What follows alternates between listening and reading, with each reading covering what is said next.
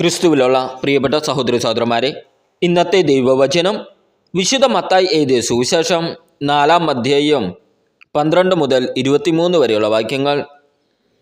യോഹന്നാൻ ബന്ധനസ്ഥനായെന്ന് കേട്ടപ്പോൾ യേശു ഗലീലിലേക്ക് പിൻവാങ്ങി.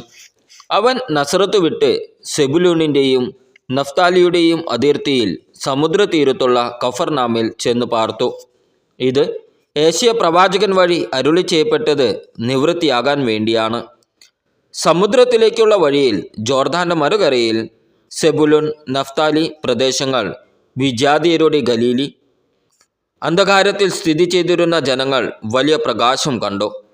മരണത്തിൻ്റെ മേഖലയിലും നിഴലിലും വസിച്ചിരുന്നവർക്കായി ഒരു ദീപ്തി ഉദയം ചെയ്തു. അപ്പോൾ മുതൽ യേശു പ്രസംഗിക്കാൻ തുടങ്ങി. മാനസാന്തരപ്പെടുവിൻ, സ്വർഗരാജ്യം സമീപിച്ചിരിക്കുന്നു. യേശു ഗലീലി കടൽ തീരത്ത് നടക്കുമ്പോൾ കടലിൽ വലവീശിക്കൊണ്ടിരുന്ന 2 സഹോദരന്മാരെ കണ്ടു. പത്രോസ് എന്ന് വിളിക്കപ്പെടുന്ന ശിമയോനെയും സഹോദരൻ അന്ത്രയോസിനെയും. അവർ മീൻപിടുത്തക്കാരായിരുന്നു.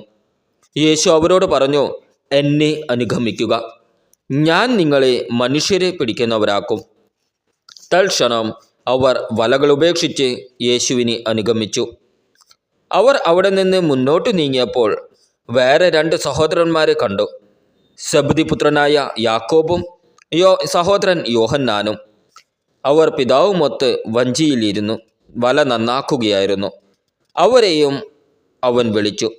തൽക്ഷണം അവർ വഞ്ചി ഉപേക്ഷിച്ച് പിതാവിനെ വിട്ട് യേശുവിനെ അനുഗമിച്ചു. യേശു അവരുടെ സിനഗോഗുകളിൽ പഠിപ്പിച്ചും രാജ്യത്തിൻ്റെ സുവിശേഷം പ്രസംഗിച്ചും ജനങ്ങളുടെ എല്ലാ രോഗങ്ങളും വ്യാധികളും സുഖപ്പെടുത്തിയും ഗലീലി മുഴുവൻ ചുറ്റി സഞ്ചരിച്ചു. അവൻ്റെ കീർത്തി സിറിയയിലെങ്ങും വ്യാപിച്ചു. നമ്മുടെ കർത്താവായ ഈശോമിശിഹായ്ക്ക് സ്തുതി. ക്രിസ്തുവിലുള്ള പ്രിയപ്പെട്ട സഹോദരി സഹോദരന്മാരെ, ഇന്നത്തെ ദൈവവചനം വിശുദ്ധ മത്തായി എഴുതിയ സുവിശേഷം 4-ാം അധ്യായം 12 മുതൽ 23 വരെയുള്ള വാക്യങ്ങൾ. യോഹന്നാൻ ബന്ധനസ്ഥനായെന്ന് കേട്ടപ്പോൾ യേശു ഗലീലിലേക്ക് പിൻവാങ്ങി.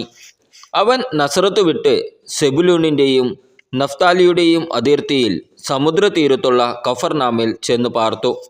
ഇത് ഏശയ്യാ പ്രവാചകൻ വഴി അരുളി ചെയ്യപ്പെട്ടത് നിവൃത്തിയാകാൻ വേണ്ടിയാണ്.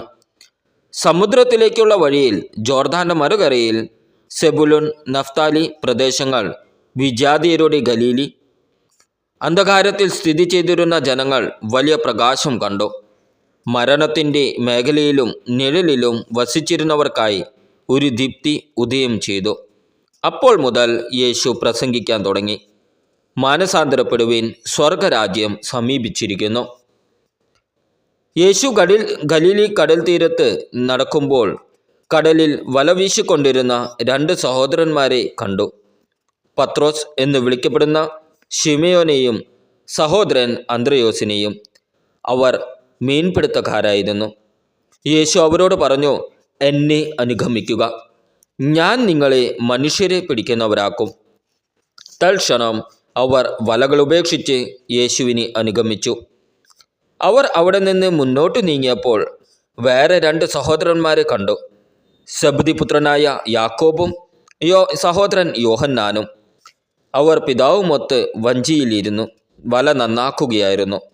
അവരെയും അവൻ വിളിച്ചു. തൽക്ഷണം അവർ വഞ്ചി ഉപേക്ഷിച്ച് പിതാവിനെ വിട്ട് യേശുവിനെ അനുഗമിച്ചു.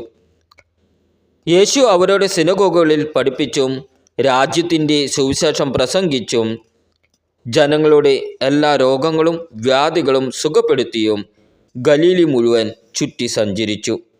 അവൻ്റെ കീർത്തി സിറിയയിലെങ്ങും വ്യാപിച്ചു. നമ്മുടെ കർത്താവായ ഈശോമിശിഹായ്ക്ക് സ്തുതി.